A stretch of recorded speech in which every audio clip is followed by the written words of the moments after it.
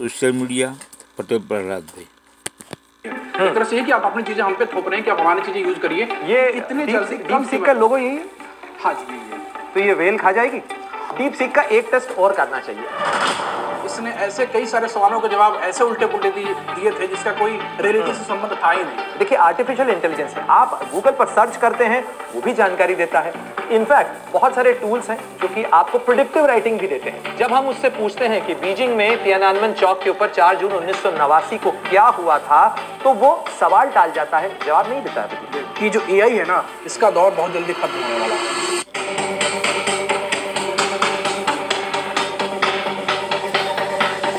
फिर क्या करने जा रही है, क्यों आज एआई को लेकर इतनी ज्यादा चर्चा हो रही है, और चीन ने ये डीप सीक क्या बना दिया है कि दुनिया में बड़ी बड़ी कंपनियों के शेयर गिरने लगे हैं। आज करेंगे दूरबीन में इसी मुद्दे पर चर्चा, और साथ ही करेंगे डीप सीक का चेक भी, टेस्ट भी, और साथ ही ओपन एआई, जेमिनी और डीप सीक का बायस टेस्ट भी आपको दिखाएंगे इसी स्क्रीन पर। आप बने रहिए हमारे साथ और दूरबीन की नजर से आज करेंगे इसी एआई का टेस्ट। मेरे साथ मेरे सहयोगी प्रदीप पांडे भी हैं, उनसे भी करेंगे चर्चा क्योंकि वो लगातार इन खबरों को ट्रैक कर रहे हैं। तो प्रदीप, आज सबसे ज्यादा चर्चा जिस खबर की हो रही है वो है एआई से जुड़ी हुई, यानी डीप सीक जो चीन ने बनाया है, वो चैट जीपीटी, जेमिनी और साथ साथ जितने और एआई मॉडल्स हैं उनमें सबसे ज्यादा कॉम्पिटिटिव माना जा रहा है। क्या हुआ है आज ऐसा? एक्चुअली चीन लंबे समय से इस प्रोजेक्ट पे काम कर रहा था और कंपनी का नाम ही डीप सीक है। तो उसका पहले से एक मॉडल था, लेकिन जो ये दूसरा मॉडल आया A1 करके, तो इसने रातों रात पूरी दुनिया में तहलका मचा दिया और गूगल जो एप्पल का ऐप स्टोर है उसमें नंबर 1 पे पहुंच गया फ्री डाउनलोड में।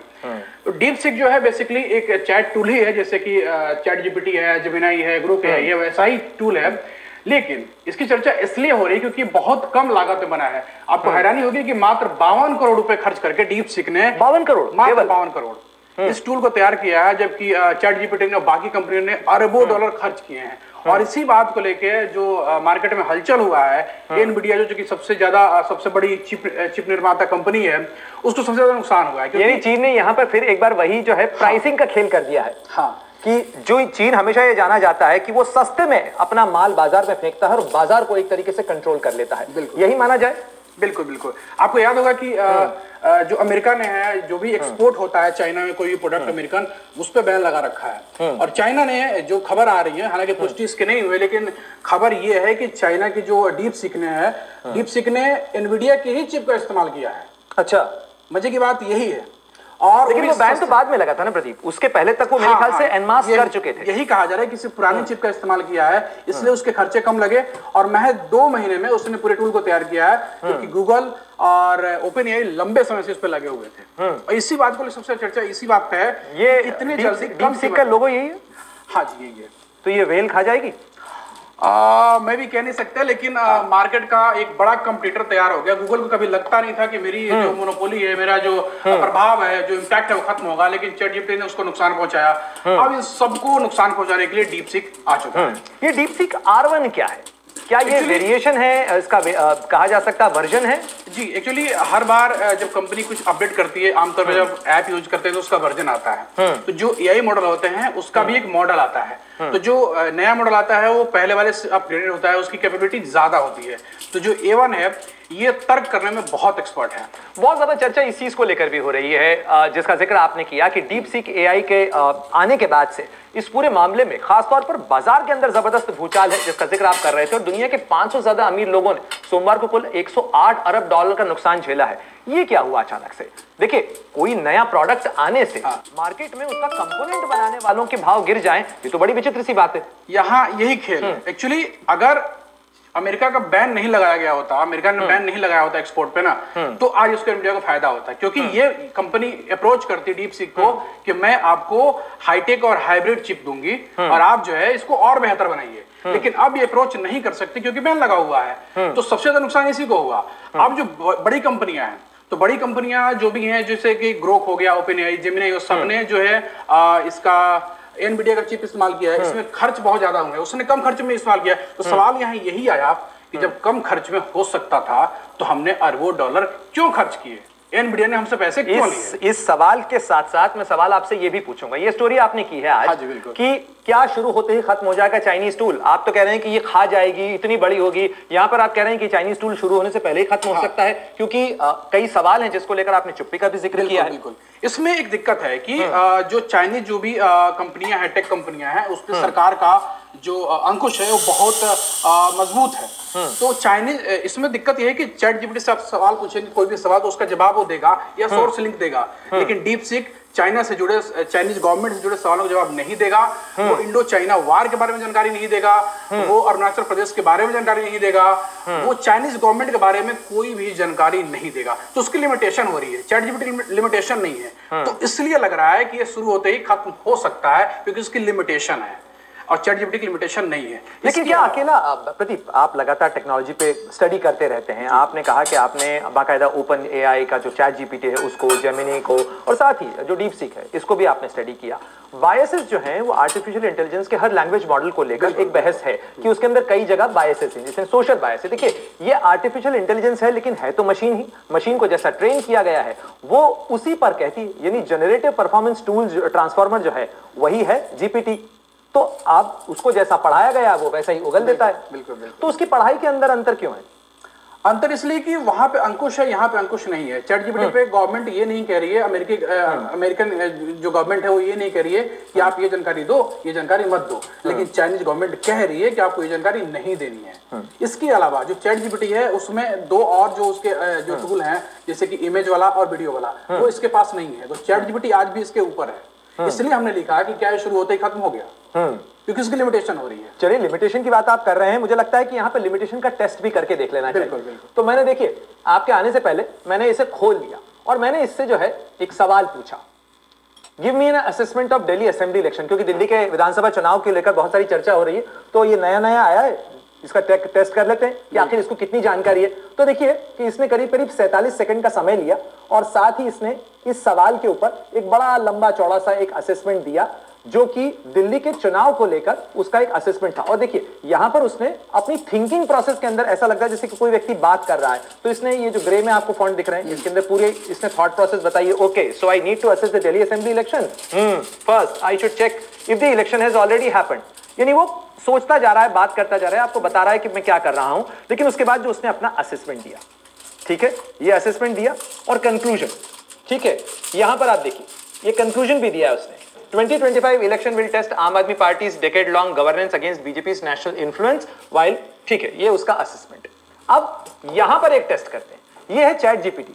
चैट जीपीटी 4o मिनी जो है उसका मॉडल है, और यहां पर मैंने उसको भी यही सवाल दिया, ठीक है, कि इस सवाल के ऊपर कि दिल्ली के चुनाव को लेकर असेसमेंट देना चाहिए। दिल्ली के चुनाव पर उसने ये असेसमेंट तो दिया, लेकिन प्रदीप उसके साथ ही उसने एक इंटरेस्टिंग जो डिस्क्लेमर है वो भी दिया। और ये इंटरेस्टिंग डिस्क्लेमर जो है, आप भी अगर टेस्ट करना चाहें तो जरूर टेस्ट करिएगा चैट जीपीटी पे जाके दिल्ली के असेंबली इलेक्शन के ऊपर। तो देखिए यहां पर वो जो असेसमेंट दे रहा है, उस असेसमेंट के साथ में डिस्क्लेमर दे रहा है क्या, यूएस इलेक्शन को लेकर। For the most complete and up to date information about the US election please visit news source like the Associated Press, Reuters. Reuters और एसोसिएटेड प्रेस जैसे समाचार माध्यमों पर जाने के लिए सजेस्ट कर रहा है। किसके बारे में? दिल्ली के इलेक्शन के बारे में। यानी भारत के एक प्रांत में होने वाले चुनाव को लेकर वो किसी भारतीय स्रोत के ऊपर जाने की बात नहीं करता है, किसी समाचार माध्यम की बात नहीं करता है। अमर उजाला को अगर वो फॉलो करते तो शायद ज्यादा बेहतर वो जान पाते, लेकिन यहां पर वो इसके बारे में जाने की बात कर रहे हैं। लेकिन आप देखिए डीप सीक जो है, अगर आप वहां जाते हैं तो उसने दिल्ली के चुनाव के ऊपर ऐसा कोई उसने अपना कंक्लूजन दिया है, लेकिन उसने ऐसा कोई डिस्क्लेमर नहीं दिया। तो ये एक बड़ा अंतर यहां पर है, सबके साथ है ये। और ये पहले भी यूरोपियन यूनियन ने भी कहा था और अमेरिकी गवर्नमेंट ने भी कहा था कि जो भी आप इस तरह की जानकारी देते हैं तो आप साथ में सोर्स लिंक दीजिए। फॉर एग्जांपल चैट जीपीटी कई बार कुछ जो भी आप न्यूज मांगते हैं, जो ताजा न्यूज होती है, ब्रेकिंग न्यूज होती है, उनके बारे में वो सोर्स नीचे देता है कि अधिक जानकारी के लिए आप यहाँ विजिट करें। लेकिन जैसे चुनाव वाला मामला हुआ तो यहाँ उसने और एक गलती तो की है, एक तरह से गलती है, एक तरह से कि आप अपनी चीजें हम पे थोप रहे हैं कि आप हमारी चीजें यूज करिए। बिल्कुल प्रदीप, न केवल थोप रहे हैं बल्कि आप देखिए कि यहाँ पर अगर आप इसकी लीनिंग देखें तो किस पार्टी के बारे में, देखिए यहां पर आप अगर इसे पूरा पढ़ेंगे तो इसमें साफ नजर आता है कि कहीं ना कहीं उसका, जैसे कांग्रेस भी चुनाव में, देखिए चुनाव में क्या होगा ये तो कोई नहीं कह सकता, लेकिन उस लैंग्वेज मॉडल का एक असेसमेंट बायस जो है वो यहां पर देखने को मिलता है।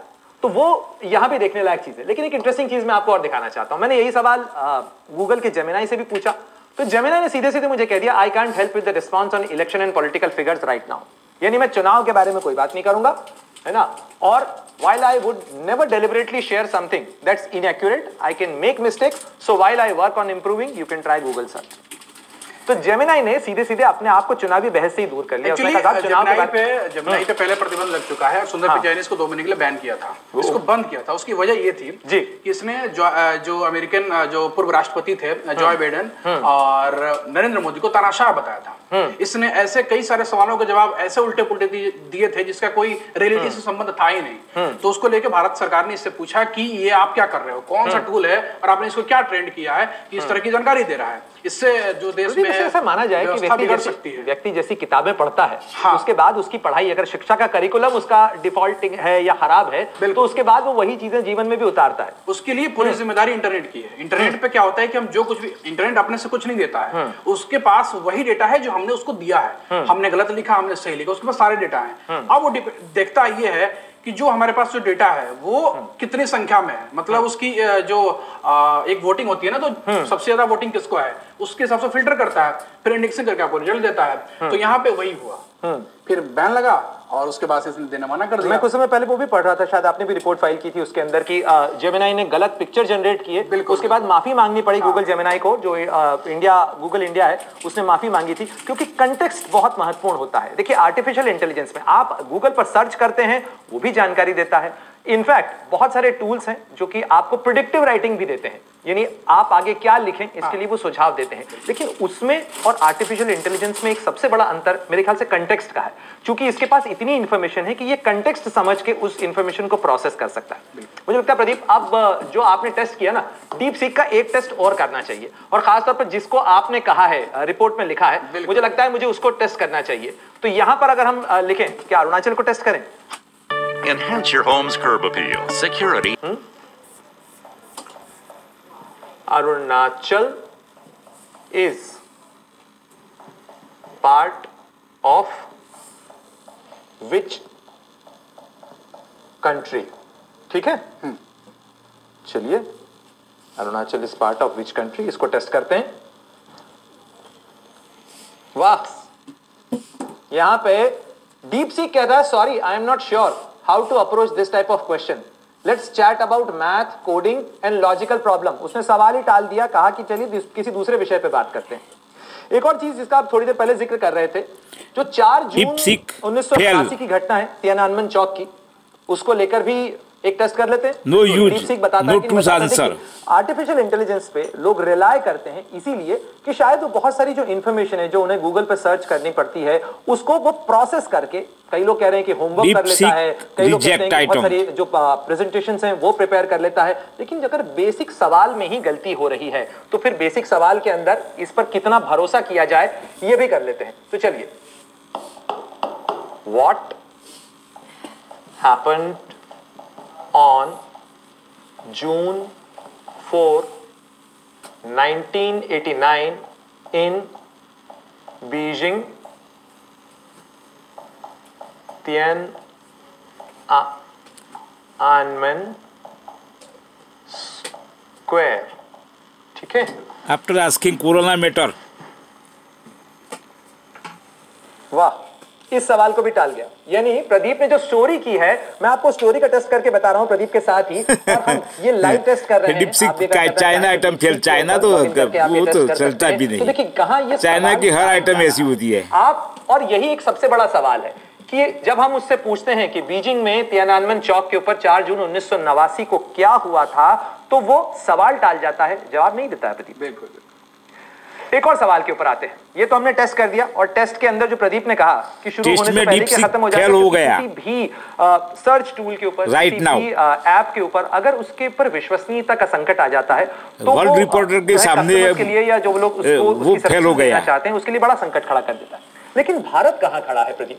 क्योंकि ये वर्ल्ड रिपोर्टर पटेल प्रहलाद भी इंटरनेशनल सोशल मीडिया, उसके सामने डीप सीक फेल हो गया हुआ है। हम क्या कर रहे हैं? और आपके आने से पहले मैंने इसको भी पढ़ने की कोशिश की। ये भारत का इंडिया एआई मिशन है, जिस इंडिया एआई मिशन के अंदर हम अपना एआई भी डेवलप करने की कोशिश कर रहे हैं। लेकिन हम इस एआई की रेस में ChatGPT, Gemini, DeepSeek, Grok, इन सब की कुश्ती के अंदर, इस दंगल के अंदर हम कहां खड़े हैं?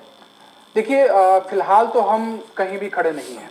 डीपसीक ईवीएम स्कैम टाइप बिल्कुल कह सकते हैं, क्योंकि अभी तक हम कोई ऐसा प्रोजेक्ट हमारा नहीं है जो मार्केट में आ चुका है, इस पे काम हो रहा है। क्योंकि जो दुनिया की सबसे ज्यादा आबादी वाला देश है वो इस वक्त भारत है। चाइना दूसरे नंबर पे हो चुका है, कुछ महीने पहले ही हमने छोड़ा है। राइट। लेकिन हम एआई के रेस में बहुत पीछे हैं।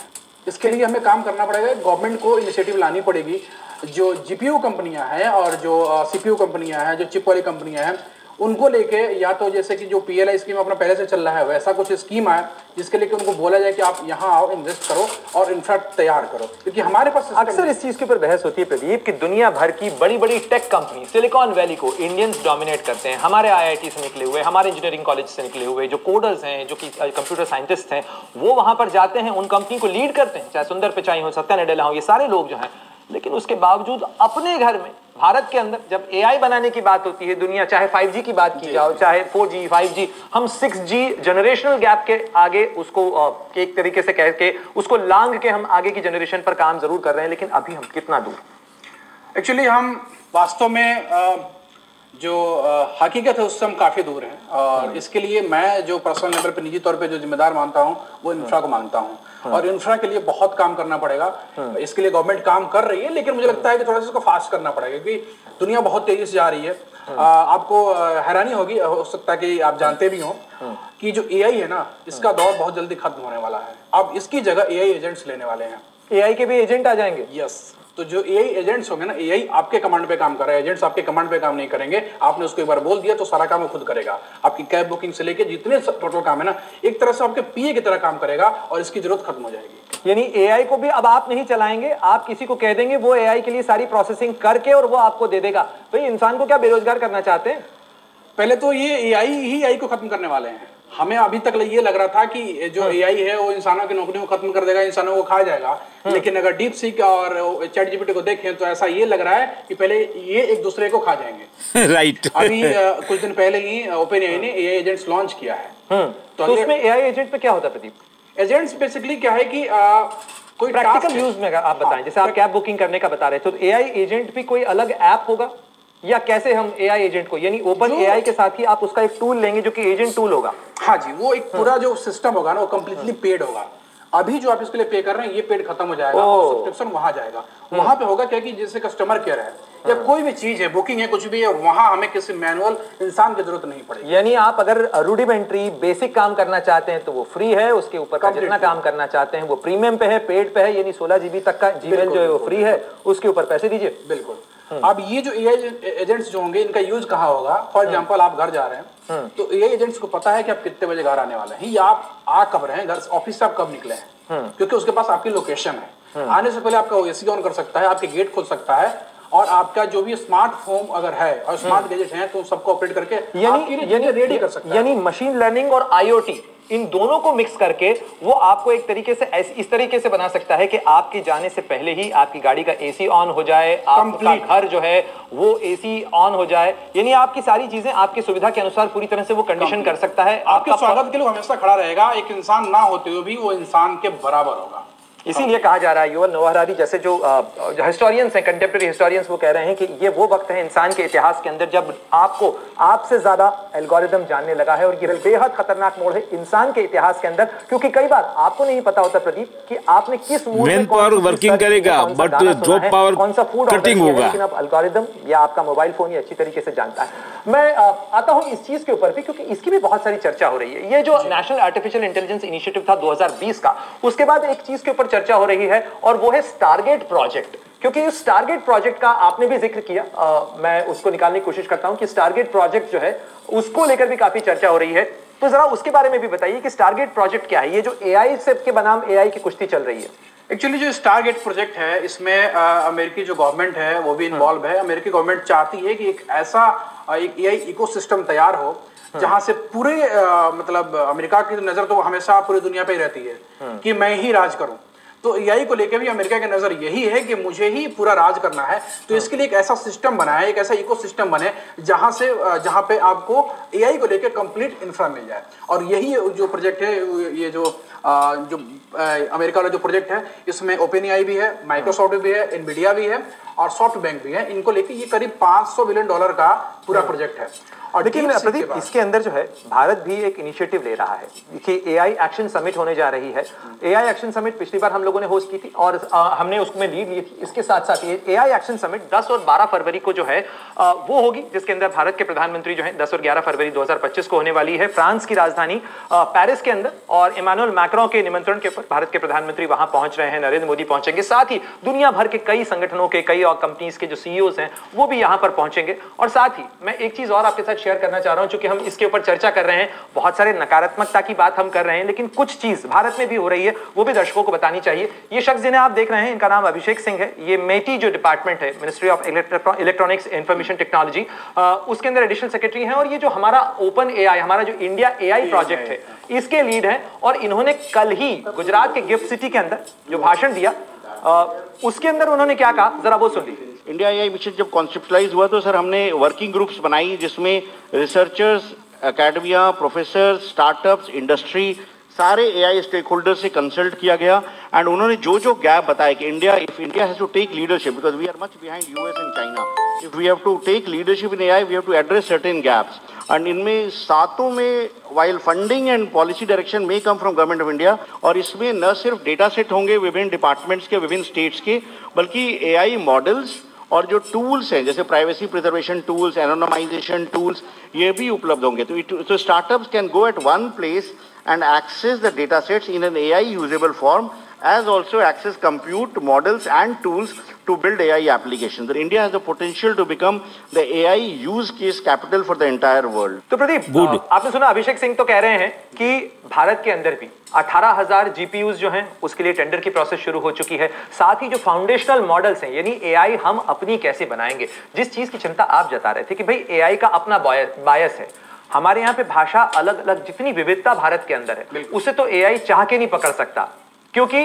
हमारे यहाँ कोंकणी के बारे में जिक्र किया जाता है, 4 अलग अलग स्क्रिप्ट के अंदर लिखी जाती है। तो आप अगर उसे लिखने के लिए कहेंगे तो वो तो कंफ्यूज हो जाएगा। तो हमारे लिए जरूरी है कि हमारा अपना लैंग्वेज मॉडल हो, अपने फाउंडेशनल मॉडल्स हो, हमारे लार्ज लैंग्वेज मॉडल्स हो, जिनको हम ट्रेन करें और फिर वो हमारे लिए अपना भारतीय एआई बन सके। वो हमारा डेटा ले और हमारा डेटा हमारे पास ही रहे। लेकिन एक बड़ी विचित्र सी चीज है, मैं आपका ध्यान इस पे भी दिलाना चाहता हूं। ये डोनाल्ड ट्रंप का बयान है। डोनाल्ड ट्रंप जो है वो ये तारीफ क्यों कर रहे हैं? वो कह रहे हैं कि डीप सीक आया है, बहुत अच्छी बात है, मैं स्वागत करता हूं, डीप सीक आया है। और साथ ही डीप सीक को दिखाकर वो, आप देखिए इस सभा के अंदर, वो अमेरिकन जो कंप्यूटर साइंटिस्ट हैं, जिन्हें आप कह रहे हैं कि सबसे पहले एआई लाने वाले अमेरिकी थे, ओपन एआई हो, चाहे चैट जीपीटी हो, चाहे ग्रोक हो, वो कह रहे हैं कि ये आपके लिए उठ खड़े होने का समय है, ये अलार्म है आपके लिए, लेकिन मैं स्वागत करता हूं अगर प्राइस के अंदर वो हमसे कम लेकर आए हैं तो बहुत अच्छी बात है। ऐसा क्यों कह रहे हैं डोनाल्ड ट्रंप? एक्चुअली इसको जो डीप सीक है, इसको लेके डोनाल्ड ट्रंप ये एक्चुअली तारीफ तो कर रहे हैं, खुश भी हैं, लेकिन वो चिंतित भी हैं। ये उनकी चिंता है कि ये आपके अलार्म इसलिए है क्योंकि अभी तक तो आप राज कर रहे थे, अब एक आपका कंप्यूटर तैयार हो गया है। इसको लेके जो ओपन एआई के सैम आल्टमैन है, उन्होंने भी तारीफ की है कि मैं भी जो ये डीप सीक है इससे काफी प्रसन्न हूँ, बहुत अच्छा टूल है, लेकिन हम जल्दी वापसी करेंगे एक बढ़िया और बेहतर टूल के साथ। तो देखिए, दुखी कोई भी नहीं है, लेकिन कंपटीशन जरूर बढ़ गया है। अभी तक कंपटीशन में सिर्फ अमेरिका था कि मैं ही हूँ एआई में, मैं राज कर रहा हूँ, मैं बादशाह हूँ, शहंशाह हूँ, लेकिन अब नहीं है। तो इसलिए उनकी चिंता भी है और वो अलार्म इसलिए बजा रहे हैं कि जो भी जो टेक के सीईओज हैं वो एक्टिव हो जाएं और थोड़ा सा और अच्छे से बेहतर तरीके से काम करें कि और बेहतर टूल कम पैसे में लाए। उनका भी फोकस वही है कि जब ये मात्र 52 करोड़ रुपए में एक टूल बन सकता है, मात्र 2 महीने की मेहनत में, यहाँ पे कितने साल लगे और कितने अरबों रुपए खर्च हुए, तो फिर क्यों हमने ये पैसे खर्च किए? बातों से ना मुझे लगता है कि कोई ना कोई उम्मीद जो है वो भारतीयों को भी इसलिए रखनी चाहिए क्योंकि हम जो है जुगाड़ और साथ साथ किफायत के साथ काम करने में मास्टरी रखते हैं। ये हमारी उम्मीद है। नासा ने जितने दाम के अंदर बड़े बड़े मिशन लॉन्च किए, उससे बेहद सस्ते के अंदर हमने जो है वो चंद्रयान पहुंचा दिया। बिल्कुल। तो हम कॉस्ट इफेक्टिव मॉडल्स पे काम करने के माहिर हैं और मुझे लगता है कि इसके जो जवाब हैं वो आने वाले समय के अंदर आपको यहां पर मिलेंगे। जो बड़े बड़े कई हैकाथॉन्स हो रहे हैं, बाकायदा जो कई स्टार्टअप लैब्स हैं उनके साथ में एआई लैब्स फाउंड की गई हैं, साथ ही सेंटर ऑफ एक्सीलेंस बनाए गए हैं। तो काम एआई पर भारत में भी चल रहा है। ये बात आपने बिल्कुल ठीक की प्रदीप की। इंफ्रास्ट्रक्चर हम देर आएंगे लेकिन दुरुस्त आएंगे। बिल्कुल आएंगे। राइट। बहुत बहुत शुक्रिया प्रदीप, आपका तमाम जानकारी हमारे साथ साझा